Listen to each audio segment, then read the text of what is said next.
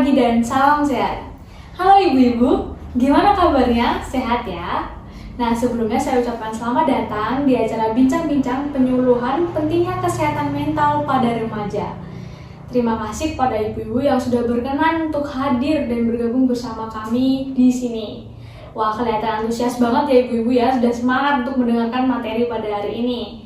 Nah, oke, tak kenal maka tak sayang, udah kenal malah nggak sayang. Sebelumnya, perkenalkan saya Angel dan teman saya, Esther Winda. Nah, pada hari ini kami akan menjadi MC yang akan memandu acara pada pagi hari ini. Oke, sebelum acara kita mulai, kita akan mendengarkan sambutan dari Ketua Panitia. Kepada Pak Albert, dipersilakan. Terima kasih MC buat waktunya. Selamat pagi Ibu semuanya, selamat sejahtera bagi kita semua. Yang saya hormati Ibu PKK yang sudah berkenan hadir dalam acara di pagi hari ini, karena ibu-ibu semua itu sudah sebagai superhero karena mampu mengurus banyak hal. Yang pertama, urusan rumah tangga, urusan sekolah anak, dan juga urusan pekerjaan suami. Semua bisa ibu lakukan dengan baik. Pertama-tama marilah kita panjatkan puji syukur kehadirat Tuhan Yang Maha Esa, karena berkat dan juga rahmat-Nya kita bisa berkumpul di tempat ini dengan selamat tanpa perasaan apapun. Saya selaku Ketua Panitia Penyuluhan Pentingnya Kesehatan Mental pada Remaja mengucapkan selamat datang juga terima kasih pada ibu-ibu yang sudah menyempatkan waktunya hadir dalam acara ini. Saya juga berterima kasih kepada semua pihak yang terlibat dalam penyuluhan ini sehingga acara dapat dilaksanakan tanpa kurang apapun. Seperti yang sudah diketahui, tujuan kami menyelenggarakan penyuluhan ini ialah karena sudah banyaknya kasus yang ada di negara Indonesia tentang anak remaja yang mengalami gangguan mental yang disebabkan oleh berbagai macam hal, seperti tekanan dalam lingkungan bermain, lingkungan sekolah, dan juga bahkan dalam lingkungan keluarga.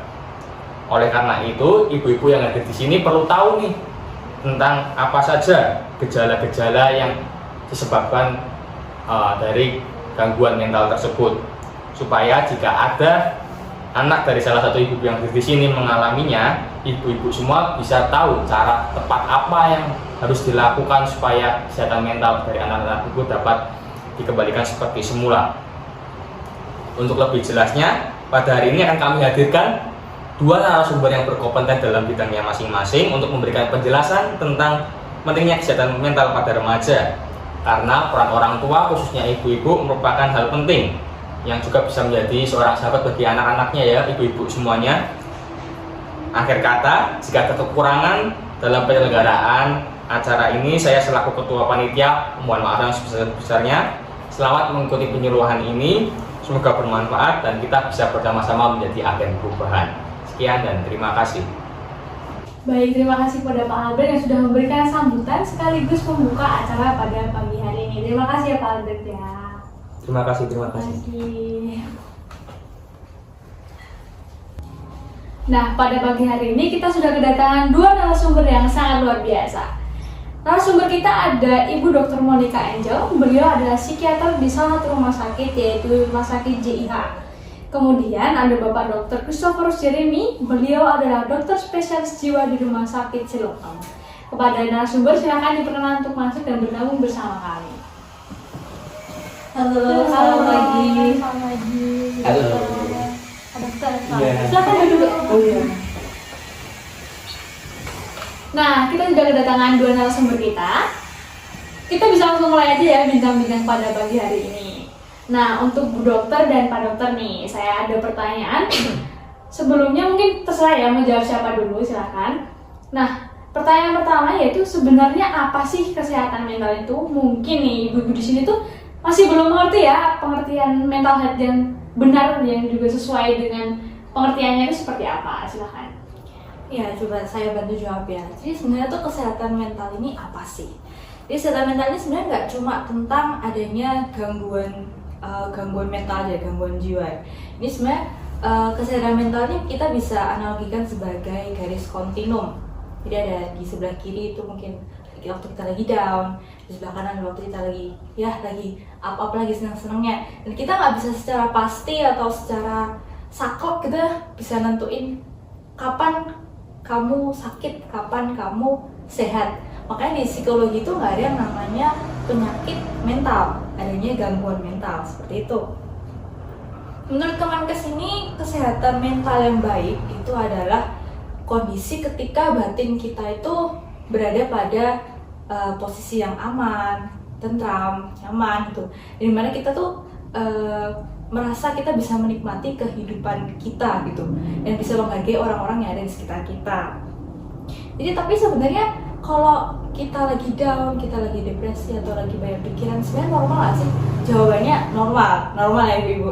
Jadi bayangin aja kita misalnya kalau ada misal salah satu ini ya, misalnya saja amit-amit, misal salah satu keluarga kita meninggal gitu, nggak mungkin dong kita nggak down. Masa kita senyum malah senang-senang karena itu nggak mungkin. Jadi jawabannya apa? Emang normal. Cuma yang nggak normal itu kalau kita terlalu berlarut ke situ dan akhirnya menunjukkan suatu kayak tekanan mental yang sangat kronis gitu, yang bahaya gitu. Oke, jadi apa ya, penyakit sakit mental itu sebenarnya nggak ada ya, maksudnya di istilah kesehatan ada itu gangguan mental. Nah, perlu diketahui nih ibu-ibu. Jadi belum tentu ya remaja tuh yang kayak tiba-tiba langsung sedih, tiba-tiba langsung happy, itu juga bisa dalam keadaan normal juga ya dok ya.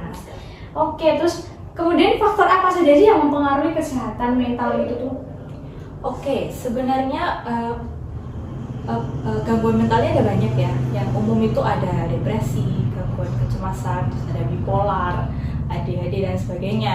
Dan sebenarnya faktor yang mempengaruhi gangguan mental ini banyak, dia multifaktor.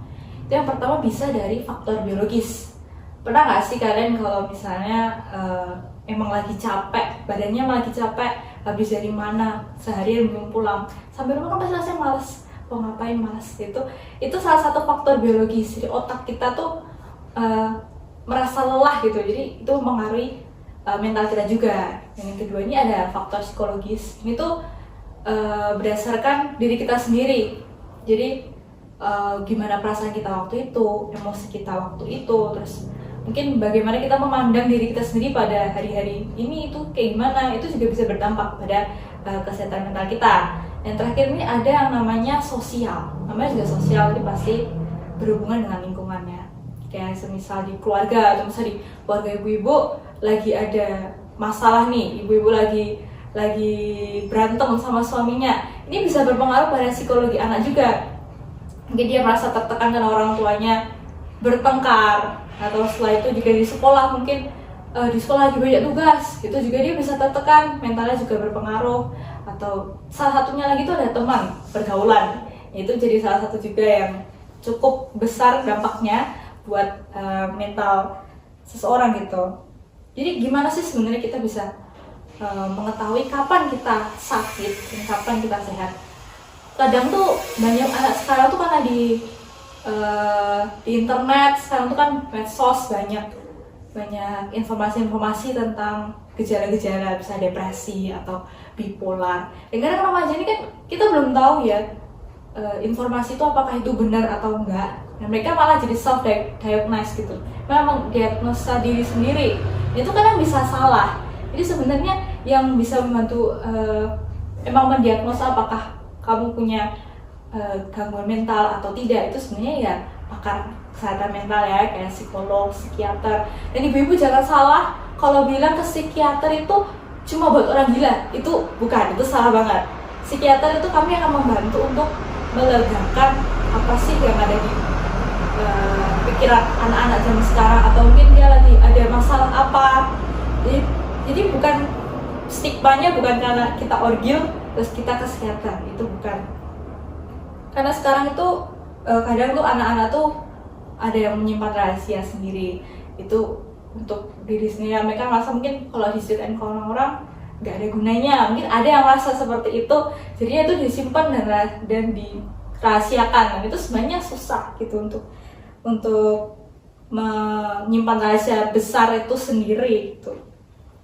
Gitu sih kalau menurut saya.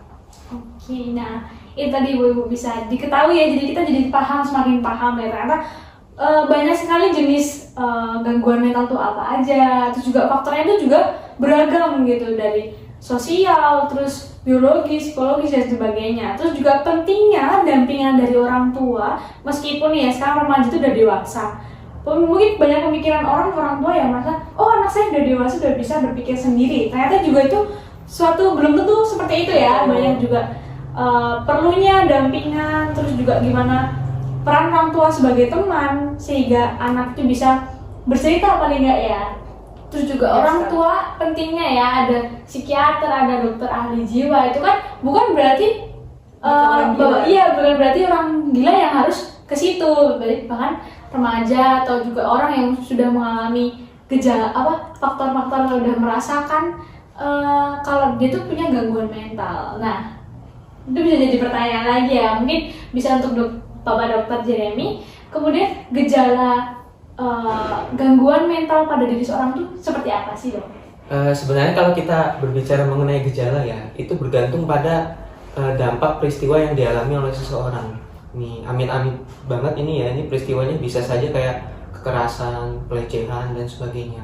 Nah, akibat dari peristiwa tersebut itu bisa menghasilkan dampak-dampak seperti cemas yang berlebihan, stres, trauma. Itu kan parah banget untuk kesehatan mental seseorang. Jadinya banyak yang menganggap bahwa gejala-gejala gangguan mental itu dianggap sepele. Sebenarnya tidak, Bu Ibu. Karena gangguan mental ini dapat menyebabkan kerusakan pada fisik seseorang juga. Misal kayak penyakit jiwa, di mana saya sebagai dokter jiwa sendiri sering mengurusi pasien yang dia sampai menyakiti dirinya sendiri gara-gara kena gangguan jiwa. Nah, selain itu juga stres atau cemas yang berlebihan, nah itu bisa berdampak pada pikiran seseorang. Jadi entah dia nggak mau makan, tidak mau bersosialisasi, itu sebenarnya sangat berdampak pada kesehatan seseorang. Maka dari itu pentingnya mengetahui gejala-gejala gangguan mental. Gejala yang pertama itu yaitu terlalu mudah untuk marah. Jadi kita misalnya berkomunikasi apa-apa dia langsung marah, gampang tersinggung gitu kan. Terus gejala yang kedua yaitu sulit berkonsentrasi. Nah, ini juga penting ibu-ibu ya, dimana sulit berkonsentrasi pada generasi remaja ini sangat berpengaruh pada nilai akademis gitu kan. Dan yang ketiga itu dia biasanya menjauh dari pertemanan. Misalnya anak-anak ibu nih mempunyai suatu pertemanan, tapi entah kenapa tiba-tiba pengen sendiri gitu, mojok terus gitu kan. Nah, itu patut dicek gitu, ada gejala mental apa. Terus juga ya biasanya stres sih, stres yang berlebihan itu biasanya karena dia kehilangan seseorang lah yang berarti banget buat dia, itu harus diketahui seperti itu. Oke. Bisa diketahui ya ibu-ibu, mungkin bisa lebih dicermati nih anaknya tuh mungkin mengalami salah satu gejala dari yang disampaikan oleh Pak Dokter tadi. Nah, kemudian pertanyaan selanjutnya mungkin bisa disampaikan nih. Nah, pertanyaan saya, Pak Dokter, bagaimana sih cara mengatasi atau memperbaiki gangguan mental pada remaja ini? Oh iya, sebenarnya untuk mengatasinya, langkah paling mudah tuh sosialisasi sih. Jadi kebanyakan yang kena gangguan mental ini karena dia biasanya selalu menyendiri gitu kan. Ya, pentingnya sosialisasi ya bisa dari teman di sekolah, teman di rumah dan sebagainya. Atau kalau keadaannya benar-benar nggak memungkinkan, bisa mencari teman di sosial media sambil dipantau oleh ibu-ibu gitu. Nah, kemudian mungkin menurut Pak Dokter sama Bu Dokter nih, penting nggak sih sebuah kesehatan atau mencermati nih kesehatan mental bagi remaja, apalagi yang sekarang tuh remaja kan generasi Z ya pada saat ini. Ini siapa dulu? Kalau menurut saya tuh penting ya, karena pada dasarnya itu seperti yang disebutin sama Pak Jeremy tadi, Dokter Jeremy, kalau kesehatan mentalnya itu juga secara tidak langsung tuh berdampak pada kesehatan fisik. Jadi ada yang namanya itu mind body connection. Jadi ketika kita perasaan kita, sikap kita, pikiran kita itu secara tidak langsung bisa mempengaruhi kesehatan fisik kita, baik secara negatif maupun positif. Jadi misalnya pernah nggak sih kalau karena capek, enggak sih, lebih karena kamu lagi banyak pikiran, mood jadi down, jadi rasa tuh capek, lemes banget, mau kemana-mana malas, pengennya sendiri di kamar tidur. Itu mungkin anak-anak ibu yang seperti itu mungkin dia lagi down gitu ya Bu. Terus yang kedua itu juga dari sosialnya, karena cenderung kalau sosial yang baik, positif itu biasanya juga mendukung mental yang positif juga. Jadi perlu memperhatikan sosial dari anak-anak ibu juga, apakah itu positif atau negatif, karena secara sosial juga bisa mempengaruhi gitu. Oke, jadi kenapa pentingnya? Penting karena sekarang generasi Z ini anak-anak itu juga mengalami paparan dari perkembangan zaman ya, teknologi yang canggih, terus adanya sosmed, internet, terus juga perkembangan budaya yang sampai sekarang itu juga masih berlangsung. Itu juga salah satu faktor juga yang bisa mempengaruhi kesehatan mental, karena anak-anak generasi Z ini kan remajanya kan istilahnya masih aktif, masih bugar, masih berani, jiwa keberanian itu gede, mau pengennya mencoba hal-hal yang baru gitu. Dan pentingnya menjaga kestabilan mental ini bisa membantu mereka untuk berpikir lebih positif, berpikir yang baik-baik, bukan yang negatif-negatif, dan juga mengelola stres yang mereka alami dalam kehidupan sehari-hari. Jadi menurut saya itu sangat penting untuk pertumbuhan mereka juga untuk kedepannya seperti apa, dan juga memfokuskan perhatian mereka lebih ke arah gitu. Oke, terima kasih. Udah mungkin dari Pak Dokter mungkin. Ya seperti yang kita tahu ya, perkembangan zaman ini menghasilkan tekanan-tekanan yang lebih tinggi untuk para remaja ya. Jadinya sangat penting bagi para remaja untuk menghadapi tekanan tersebut. Nah, ini berkaitan dengan kesehatan mental seorang remaja.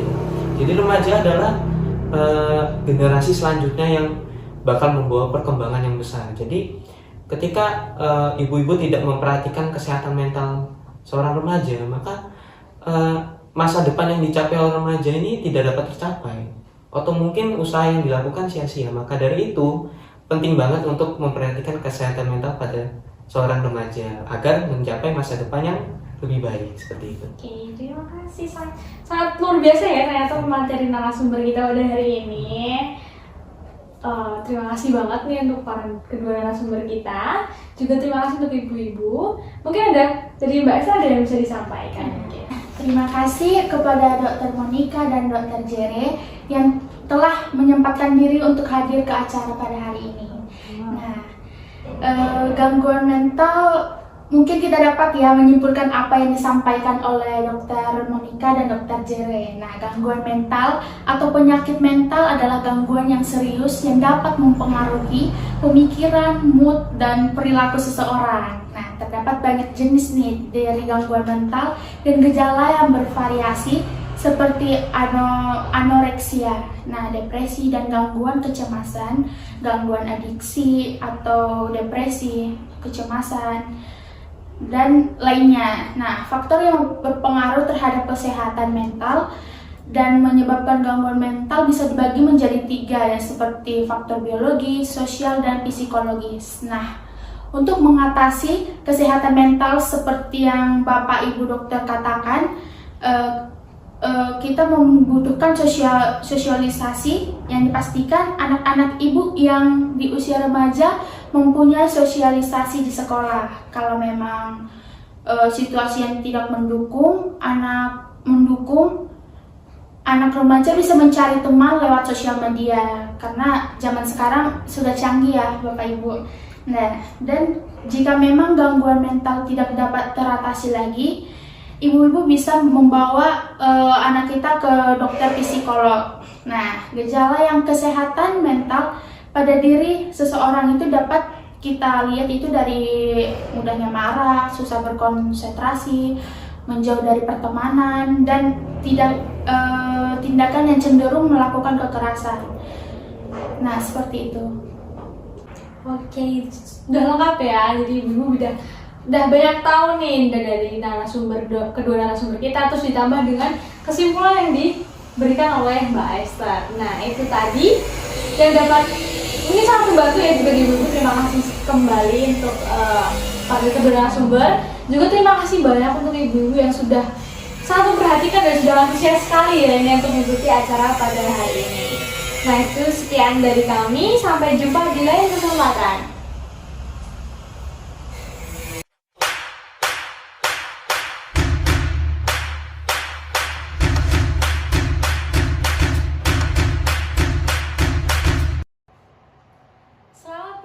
dan salam sehat. Wah, ibu-ibu gimana?